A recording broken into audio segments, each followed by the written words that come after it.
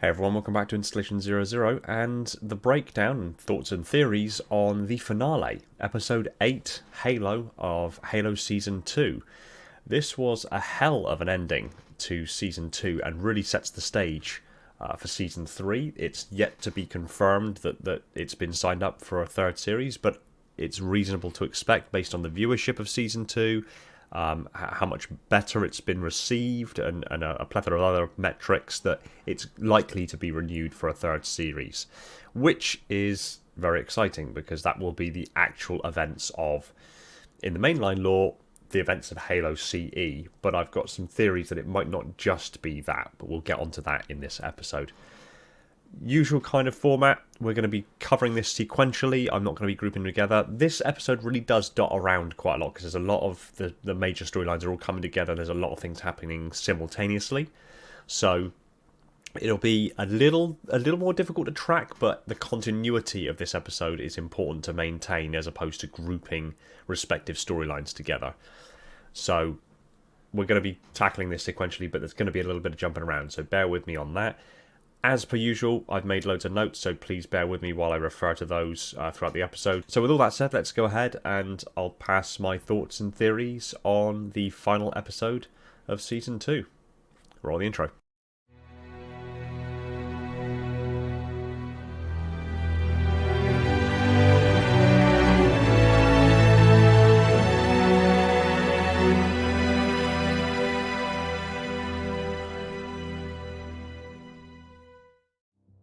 So we begin this episode with Chief talking to an unknown entity, and it seems like it's kind of a flash forward almost, like this is a conversation happening after the events of this episode. To me, it feels like it could even be happening during the events of what we would approximate as being the events of like Halo CE, of the Battle of the First Halo. The dialogue, however, is quite telling. In that Chief is obviously referencing what happened on the Halo, and the entity responds by saying the facility is vast and unknowable, except by me, of course. Which quite clearly means that he's talking to 343 Guilty Spark, the monitor of the Halo. Now, he's never named per se, but the mainline lore establishes that 343 Guilty Spark is the monitor of Installation 04, which was the first Halo found. This, in the Silver Timeline, is the first Halo found, so we can reasonably assume that it's 343 Guilty Spark, but again, different timeline, it could be revealed as a completely different monitor altogether. It might be 2401 Pennant Tangent, we might be looking at Delta Halo here as opposed to Alpha Halo, we don't know. I hypothesize that this conversation is actually taking place perhaps just after the release of the Flood on the Halo, perhaps even immediately after the level 343 Guilty Spark, which is the level that the Flood emerge in.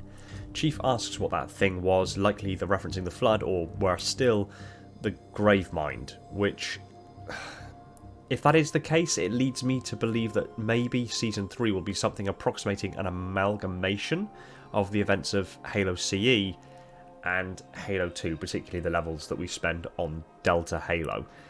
I wonder if kind of clubbing those two games of narrative together, so to speak, is kind of the intended vector for Season 3. Again, we'll see.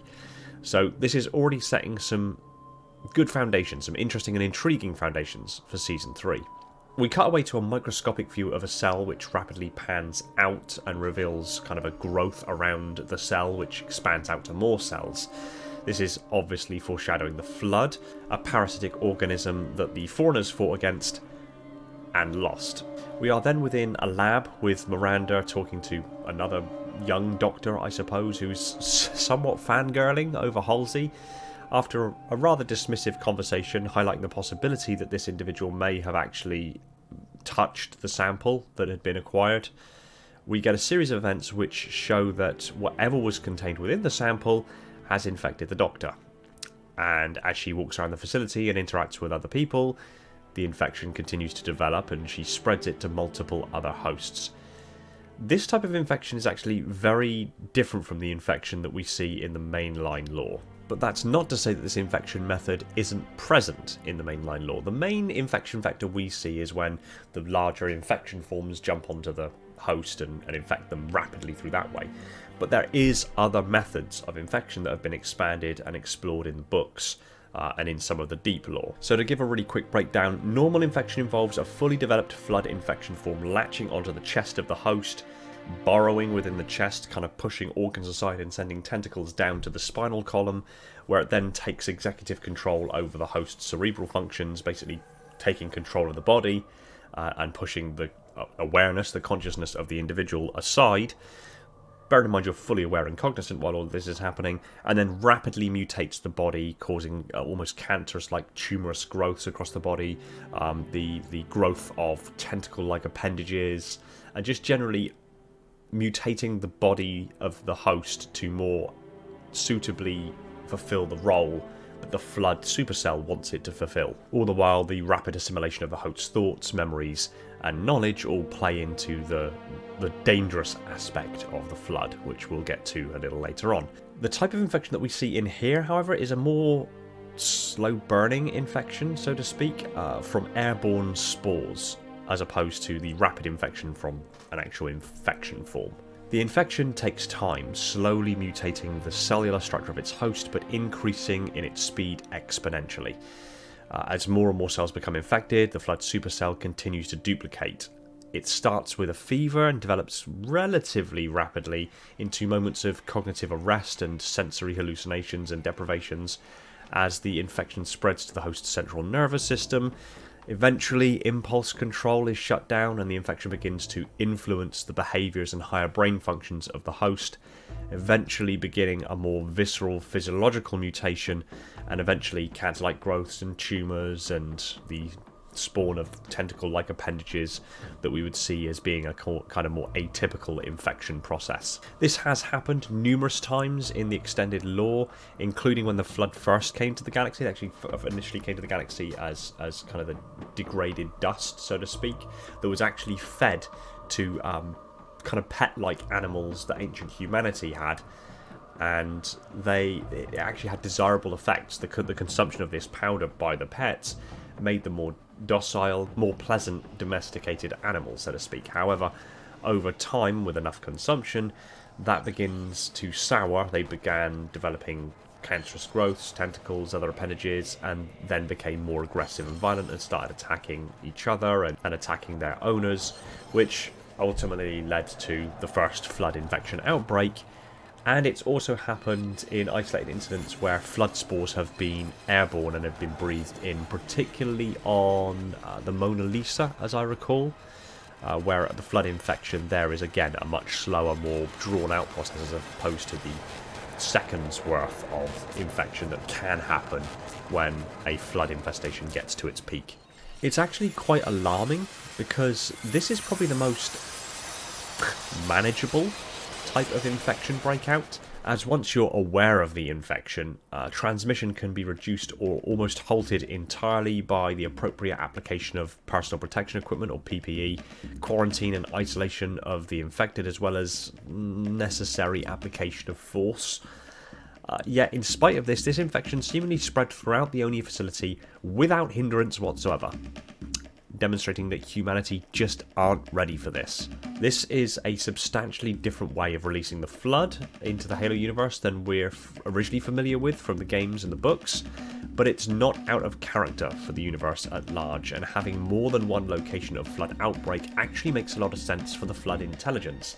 It makes sense to have more infections going on across the galaxy at any given time, so that if a flood infestation is found and exterminated, that doesn't mean the end of the species altogether. There's another infestation happening somewhere else in the galaxy. It makes sense contextually. And it's worth noting that although the Flood have been released now, before the events of Halo C on Onyx, that doesn't mean that we won't still get the reveal of the Flood on the Halo in a swamp-like kind of episode. It's still entirely possible it may follow that path of logic. Again, because we're currently seeing the slower, more drawn-out process of flood infection and mutation.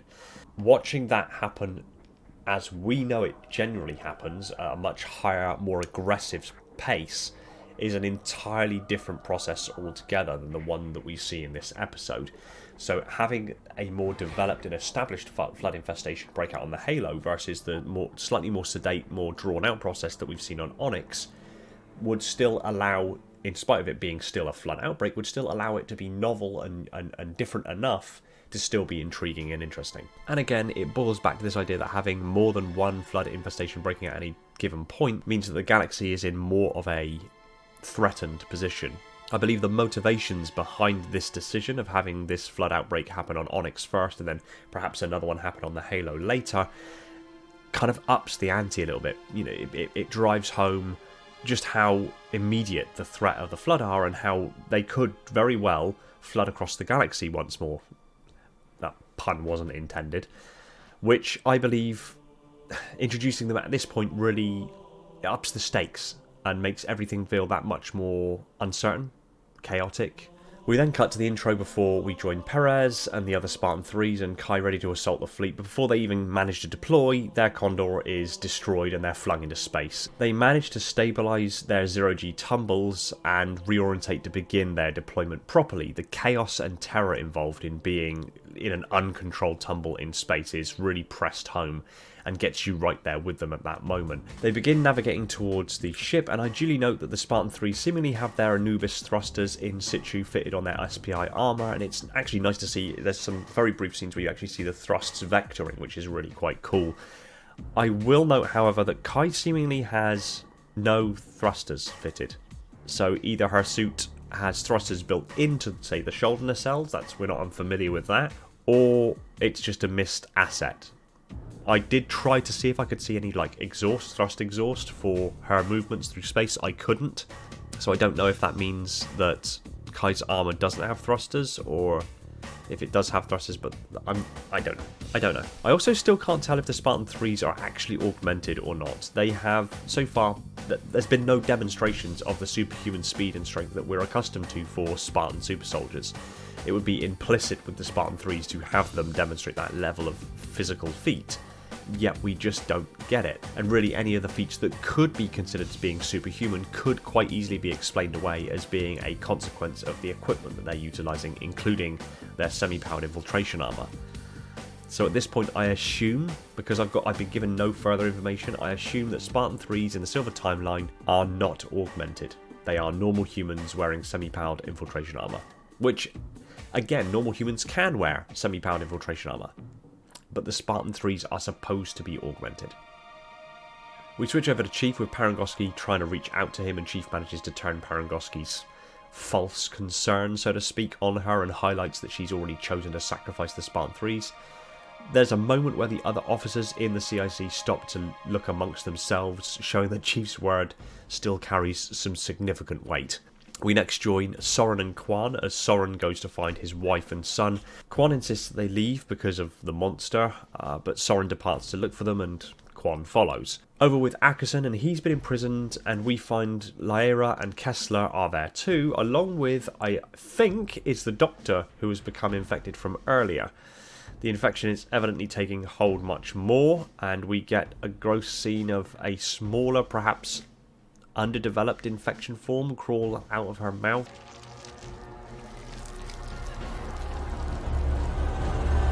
Which took me a little while to get over.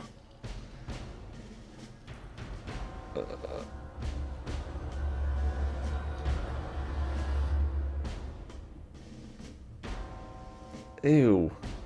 Which also suddenly galvanised this as kind of the Last of Us levels of body horror.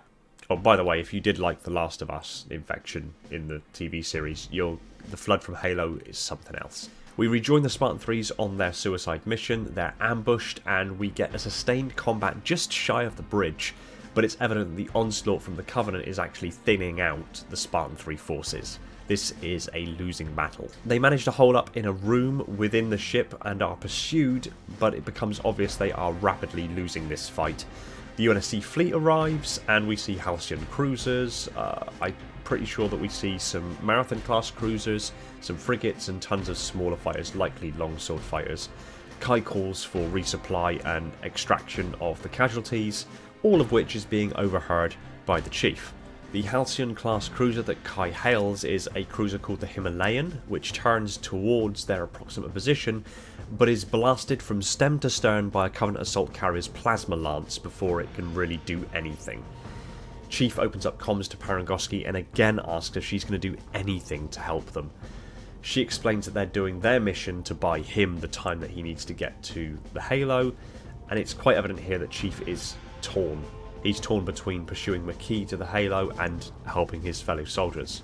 You can almost see it playing through his mind that he knows that he has to get to the Halo, but has loyalty to the human forces, to Kai and to the other Spartans, and abandoning them is not in his nature.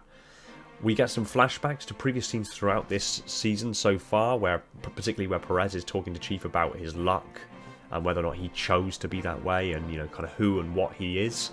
This, I believe, is Chief finally realising who and what he is, and he's finally found that faith in himself, in his own humanity, and has become the warrior that humanity needs him to be. We cut back to the Covenant Corvette as Kai and the Spartan 3s hold off waves of Covenant, and Chief decides to join the fight, and we get one of the most badass lines of this episode so far. You have no idea what I can do.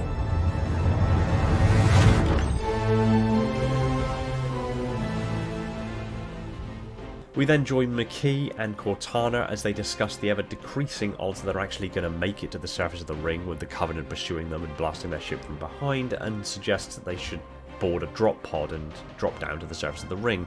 The standoff between the two of them culminates in McKee dropping Cortana's storage device to the deck and stamping on it, seemingly erasing Cortana. But this is Cortana we're talking about. There's no doubt that she's already transferred herself into the ship's systems, and it's simply feigning erasure. Also, where McKee got block heel platform boots from the Covenant is beyond me. Back with Kai and the Threes, they make their final push to the bridge, rapidly taking more and more casualties. They run out of ammo and then commandeer some Covenant weapons, firing back and making it to the bridge, and Perez gets hit. As she's being dragged, she picks up dual-wield needlers, which is really cool to see. There's some of these kind of ruler cool aspects of the Halo lore kind of shining through. We need more of that. It's really nice. Perez's injuries are substantial enough that it's pretty obvious that she's not getting off this ship alive. Kai takes the spike device, knowing full well what this thing does, and goes to put it into the bridge's command console as the battle between the Covenant and the UNSC continues to rage outside. Right as she's about to do it, however, there is an explosion behind her outside of the bridge. Then the elites attack something in the fog, and it's quickly revealed that the Chief has arrived. We get an awesome scene of Chief just shredding through elites one after the other before the mandatory slow motion walk onto the bridge like an absolute unit. Kai speaks about her and Chief being kind of the last of their kind, and outside the battle rages, and McKee's ship shows the drop pod leaving it and going down to the surface of the Halo. Perez gets patched up. Apparently they have armor patch systems or something like that they can patch up breaches in suits when they go back out into space. However, right as I say that, I realise that Chief actually arrived probably on his Condor, which means they'll probably just put Perez onto the Condor, which means she doesn't go into space. So then my whole argument that was going to come up about Perez effectively being in the same position that Sam was in the mainline lore, suit breached, unable to go back out into space, is kind of null and void. I'll ignore that and brush over it. So Perez gets patched up and scooped up and taken to Chief's Condor, I assume, and Kai lingers on the bridge. We rejoin Quon and Soren as they walk through the darkened corridors of the Onyx facility, with numerous people just stood in the corridors, completely still, unresponsive. Quon even says that they're not breathing, which is eerie. They carefully navigate their way through these kind of just statuesque people, and the fact that they can be so still and quiet, and even to the point of not breathing, makes them the ultimate stealth attackers. Over with Ackerson, Kessler and Liera, the infected doctor finally begins the rapid mutation phase of infection. The guard is unresponsive as the doctor forces her way through the cell bars, which would be too narrow for her body, but of course the breaking of the bones, there's no higher level brain function going on right now, so even if there is pain experienced by the consciousness of the doctor, she's not going to be showing that because her consciousness is subservient now to the Flood intelligence. At that point, a huge Flood tentacle grows from her neck. Ackerson relieves the guard of his weapon and kills the doctor before the guard turns to reveal that he's infected too. Now, this shows the accelerated development of the Flood infection. It took seemingly hours for the doctor to come down with flu-like symptoms before falling into cognitive decline, and then attacking and being imprisoned and finally mutating, as we see in this scene. Yet, the underdeveloped infection form that climbed out of her mouth earlier, I assume, evidently found its way to that guard and mutated him to a similar level in a shorter time. This is the key behind the threat of the Flood. It starts so almost unassuming and relatively slow at progression, but once the infection has sufficient biomass acquired from the hosts, it starts to produce infection forms. And when it produces infection forms, they are capable of infecting at a much higher speed. Now, these infection forms that we're seeing so far are seemingly... they're either a completely new kind of redesign of the infection forms, or they're a seemingly younger, nascent, almost juvenile version of infection forms, and yet can achieve what the infectious dust did in less than half the time. And as the infection spreads to more and more hosts, and there's more biomass that is amassed, there are more raw materials for the Flood to create infection forms with. The infestation grows, so its strength grows, its sophistication, eventually developing fully formed infection forms that can turn a host in seconds. Moving on, Halsey is pulled into the CIC on Onyx, and Parangoski demands that she gets John back on task, as he's now diving through space on course for McKee's ship. Halsey here silently refuses and actually aids Chief in what he's trying to do, which is ultimately trying to recover Cortana, demonstrating that she's become the morally grey Halsey and is looking after her Spartans as best she can, choosing to go against the Commander-in-Chief of the Office of Naval Intelligence so publicly like this for any other reason wouldn't make any sense, other than her desire to protect her work, protect her Spartans, and protect Cortana. We get another jump forward where Chief is talking to, I suppose, this monitor of the Halo, and Chief is talking about his decisions at this particular stage in the process.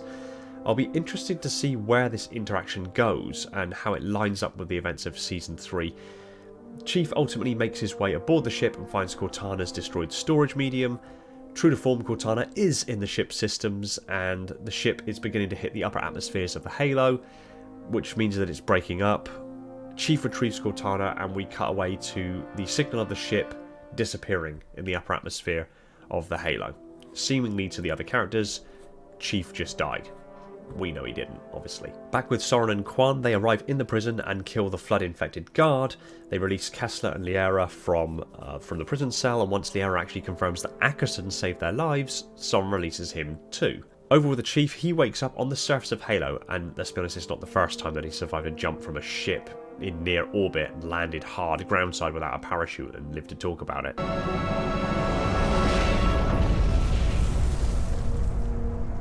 The Halo is truly very beautiful, and we get a cool little Easter egg mimicking the shot of Chief holding his helmet down by his side, a shot mimicking Halo Infinite's advertisement campaign, and Chief, now reunited with Cortana, moves off towards a foreigner structure, picking up an energy sword as he goes. McKee and the Arbiter are also on their way to the same structure. We'll return here in a minute. Back with Perez, and she awakens after being given medical treatment to find that Kai isn't there. She's still on the Corvette, and at face value looks like she's going to go ahead and activate the spike, but instead she begins piloting the ship. After evidently taking some note from Carter's diary, apparently, she pilots the ship on a collision course with the assault carrier, her final words being, "This is gonna hurt," followed by an immense explosion as the two vessels smash into one another. It's also not the first time that she's been on a crashing ship and survived. Before we progress from this scene, however, I think I need to say a few things here. So, there are obvious parallels between Kai and Kurt 051 in the mainline lore, in that Kurt trained the Spartan 3s, Kai was kind of brought on board to train the Spartan 3s in the Silver Timeline. The problem I have is that obviously Kurt sacrifices himself in order to protect his Spartans. Now, I like Kai. I know she's a fan favourite. I like Kai. But I don't take this the wrong way, but I don't think she earned the right to die this way. What I mean is that Kurt did earn the right to die that way. He trained the Spartan 3s from 2531 to 2552. That was 21 years, and he trained 3 companies of over 300 Spartans apiece back to back. The Spartan 3s were his warriors, they were his Spartans, they were his new family, so to speak. Kurt sacrificed himself by detonating Fenrir nuclear warheads. This destroyed an entire Covenant army and denied them access to the shield world within, and also caused Onyx to reveal its true nature, and that led to the obliteration of the fleet in orbit. He earned the right to do that through the extensive career that he had established in training the Spartan 3s. Kai has been training these Spartan 3s for at most a few weeks, maybe a month or so. And while I don't doubt the connections that the Spartans have to each other and the loyalty that the Spartan 2s particularly have to soldiers and more broadly humanity in general, sending Kai out this way doesn't feel earned. But that's not the end of the story just yet. Now, with the assault carrier destroyed, the battle was now swinging in the UNSC's favour. Halsey reaches out to Miranda and she reveals that the artifact that they collected actually contained a biological sample. Halsey tells her she's on her way, and it is at this moment that the CIC erupts into chaos as flood-infected hosts begin attacking. Halsey is attacked and a flood infection form emerges from her attacker's mouth. Gross again. The host is killed before it can actually attack Halsey and infect her, and she manages to get out of the CIC, watching as more infected forms attack more hosts, including one right through the eyeball. Ew. And we see Parangoski being overwhelmed, so one can assume that's the end of Admiral Parangoski. In either case, her portrayal of Parangoski to this point has been phenomenal. Back over with Soren and Quon, they're on their way to Soren's ship when they enter a room that is filled with infected hosts. Soren and Quon do anything they can to fight them back, but Quon ends up getting separated, using the last of her ammo, gets surrounded. That's when a strange scene takes place, where the infected actually stop and hold back. And then the religious leader appears, and there are two distinct possibilities on what is happening here, and I'd love your opinions on what it is. So these are the theories. So the first possibility is that the religious leader is actually Quon's Jin Song, her Gesh personified as a hallucination of sorts, as the consciousness of the genetic imprint of Quon's ancestors rise to the surface. As we discussed in the previous episode, a Jin Song is basically a form of genetic engineering performed by the Foreigners on select human beings. The genetic engineering basically involves taking an ancient human ancestor, putting them through a process known as composition, which basically converts their biological body and their consciousness into a digital machine essence. This destroys the original body and the brain, but preserves the consciousness of that individual in a kind of quantum manner. This information is then encoded into the individual's DNA and is passed down from generation to generation, just as our normal DNA is passed down from generation to generation. Just as certain genes turn on and off during an average human being's lifespan, so too will the Jin Song turn on and off based on things that are going on around at the time. For some, it doesn't happen at all. Others it's quite subtle, and others it's very pronounced. Some experience nothing altogether, some experience a subtle, almost subliminal influence to do certain things at certain times or in certain ways, and some experience an entirely separate consciousness existing within their mind at the same time. Indeed, in the most pronounced of cases, the ancestral consciousness can actually take over control of the body, somewhat with the person's true consciousness receding into kind of a sleep-like state, allowing the ancestral consciousness to have full control over the body. So what we're seeing here might be Quon's Jin Song, as highlighted in her dedicated episode in Season 1, and alluded to across Season 2 so far. And this Jin Song for Quon is very pronounced, because she is living at a time where it's necessary for the purpose of that Jin Song to be fulfilled. This might be what the religious leader means by, "All your ancestors are here with me. We are all within." But that wouldn't explain why she was on Illyria at the start of the season, or indeed how somehow she's able to stop the infected flood from attacking her. So the other hypothesis on this? The religious leader is the personification of the grave mind, the hive mind collective consciousness and intelligence of the flood. This explains how she is seemingly able to hold back the infected from attacking Quon. The grave mind has done this with Chief in the mainline lore. The grave mind did this during the Human Covenant War when the flood almost chose to stop attacking humanity, because then it knew that certain humans would be preserved and then it could attack the Forerunners at a later date. It happens in the lore. It also then explains the sentence, "All your ancestors are with me, we are all within," because it's along the same lines as, We exist together now, two corpses in one grave. but that doesn't explain how she's in the room with Quon or her presence on Onyx or Illyria. Or does it? Now, the Gravemind is an intelligence so powerful and able to tap into the very fabric of living time that it was able to telepathically communicate with lesser Flood-infected hosts and communicate directly with the Master Chief over incredible distances in the galaxy to taunt him with images of Cortana to lure him to high charity. So the religious leader is actually there could be a telepathic hallucination being imposed upon Quon by the Gravemind itself. So what about the leader's presence on Illyria?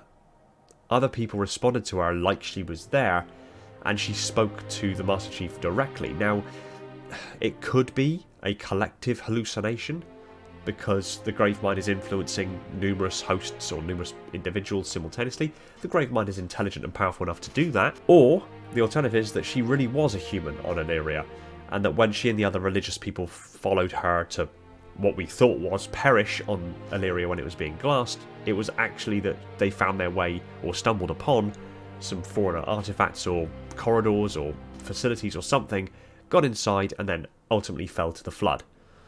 At this point, it's difficult to say precisely, but it would also explain why she said to the Chief on Illyria that she could see his death and that it was coming soon. That seems like a very Gravemind thing to say.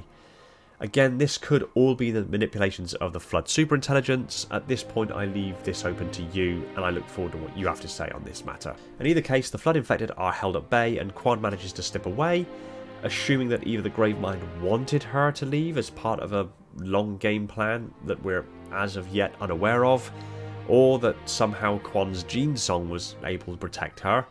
Either or. And we finally get confirmation this is the end. This is the Flood. Halsey arrives in the lab and is fascinated by the Flood, and whilst Miranda clearly wants to leave, Halsey is too caught up in the fascination of it all, arguing that the organism is a contemporary of a species that inhabited our galaxy eons ago, meaning basically that just the organism lived at the same time as the foreigners. She seemingly may believe that due to the connection between humans and foreigners that the Flood are worth studying, not understanding their inherent threat, and as Miranda and Halsey kind of argue it out, Halsey stops responding, and then she's revealed to be infected. Axon, Soren and the rest finally get their way out, and as Soren's going back for Quon, she arrives around the corner and they all just turn to leave, when Liera seals the door behind them all, locking herself inside. Liera is also infected, and Soren has no choice but to leave her behind. Back on the Halo, and the Arbiter and McKee arrive at the foreigner structure, and Chief arrives almost immediately afterward. A battle breaks out between Chief and the Arbiter that is exceptionally well choreographed and showcases both warriors' battle prowess and strength, with the Arbiter even picking Chief up at one point and just throwing him to the ground. Now, I assume that the weight of the Chief in the Silver Timeline is the same as in the mainline lore, in which case the Arbiter just lifted up a half-ton without breaking a sweat. Chief's armour gets damaged from the plasma sword, which gives him the battle damage that we're familiar with on his left pectoral plate and a crack to his visor, and after a drawn-out fight, Chief manages to best the Arbiter, repeatedly striking him in the face. Now, the differences between this happenstance of him repeatedly striking Elite in the face and the previous time that he did it are night and day.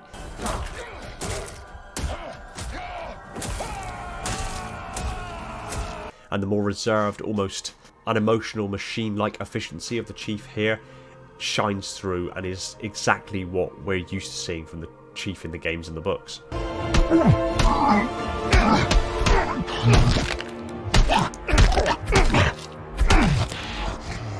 The Arbiter, now beat up and bleeding, asks for his shame to be ended with his life to restore his honour. This goes back to the fact that the Arbiter is an elite who has, in the Prophet's eyes, failed in his duty and has been given the title of Arbiter as a punishment. He's branded with the mark of shame and will only regain his honour for himself, his bloodline and his house when he dies in combat. On top of this, the elites are fiercely honour-bound. It is believed that to be injured to the point of bleeding on the battlefield is a dishonour that can only be corrected if either the elite itself is killed or kills the one that drew the blood. Arbiter begs for death and McKee goes to translate, but Chief already knows what he said and finishes the Arbiter, restoring the elite's honour so that his name may echo through the halls of eternity. Soren, Quon, Axon, Kessler, they leave Onyx. Kessler asks after his mum, and Soren finally acknowledges that the monster is real, emotionally paying off that establishing scene many episodes ago. Miranda has put Halsey into a cryopod to prevent the continued growth of the Flood infection, in the hopes that perhaps she can be revived and cure her at a later date. Now, I still like and believe in the idea that at some point or another, even in the mainline lore, humanity will figure out the cure to the Flood. I'd still like to believe that that's going to be the case, that we're going to do what the Foreigners never could, but it's going to be hard earned. I don't like the idea that Miranda, a single scientist, could just discover the cure to the Flood when the entirety of the Foreigner species couldn't figure that out before her.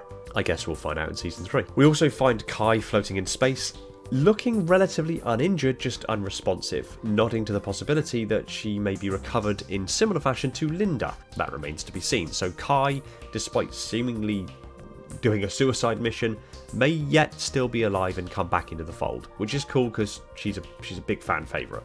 Chief and McKee confront each other, and their ideological differences are abundantly clear. McKee is now fully committed to destroying humanity, and likely the Covenant too. In the distance, more Foreigner beacons rise from the ring's surface, and a fleet of UNSC ships descend through the clouds.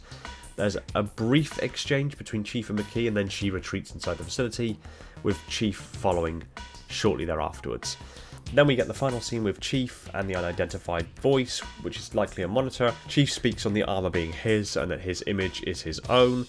This is kind of verbal confirmation of the theme of this season, that Chief lacked belief and family at the start of this season. He went through his journey of discovery and has come out the other side with belief and faith in himself and trust in who he is and what he is, and hope that his family, the other Spartans, are still out there somewhere. He has now finally fully stepped into his role as humanity's saviour. I will also note in these scenes, Pablo's vocal performance and kind of gravelly undertones, his reserved, stoic demeanour, scream the Master Chief through and through. Even his tone of voice, the calmness, the gravel, his short sentences match the cadence of the Master Chief from the games, and that of Steve Downes' vocal performance to an almost eerie degree. To the ones who are gone, the ones who are still in the fight. She said that to me once. About being a machine.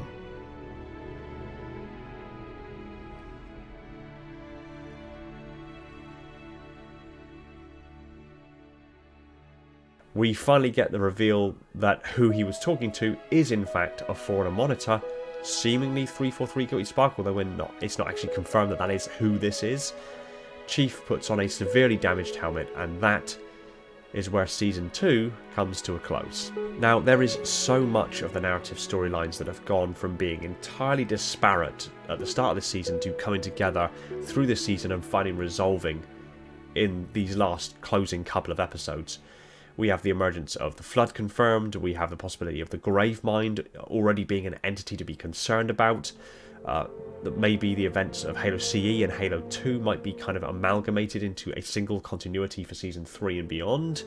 We have Parangoski likely KIA, Halsey is infected with the Flood and put into cryo, meaning that Miranda is likely to stay on Onyx within the lab and try to engineer a cure to the Flood. I kind of hope she doesn't get one.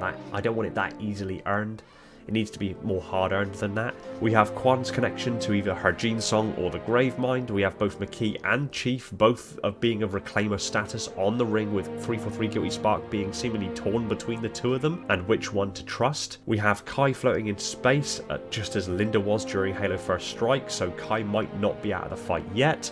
Axon has escaped Onyx with Soren and Quon, and everything is pitched and ready for Season 3 to continue the story. At this stage, we haven't had confirmation that the show has been renewed for a third season yet, but I'm sure we'll find out in due course. Based on the viewership and the response to this season, I can't say that it won't be renewed, but again, we have to wait and see. I will be doing kind of a long-form season summary video, as well as some more theory crafting videos to follow this one in due course. But all in all, what are your thoughts? Did you like the episode and how things were wrapped up? Do you think that Quon is talking to either her gene song or more worryingly, the Gravemind. What is 343 Guilty Spark up to in these quiet conversations with the Chief? Is he actually kind of balancing which reclaimer he's going to support and kind of take to maybe the library to retrieve the index and activate the Halos? Let's hope he doesn't choose McKee in that circumstance. Are Halsey and Miranda going to actually survive the flood on Onyx? Are we going to get a bigger, quite separate flood outbreak on the Halo in addition to this smaller outbreak on Onyx? And any other thoughts that you have, stick them in the comments down below, and who knows, I might even make a video featuring your comment. Overall, Season 2 has been really good. I've enjoyed it immensely. There's still some more videos to come. There's still more things I want to break down and kind of cover. And this episode, I think, was a really fantastic way to close out Season 2 and set the stage for Season 3. I'm excited, and I look forward to hearing what you have to say about it as well. And until next time. Thanks for watching. If you enjoyed the video, consider smashing the like button and leave a comment below on what you'd like me to cover next.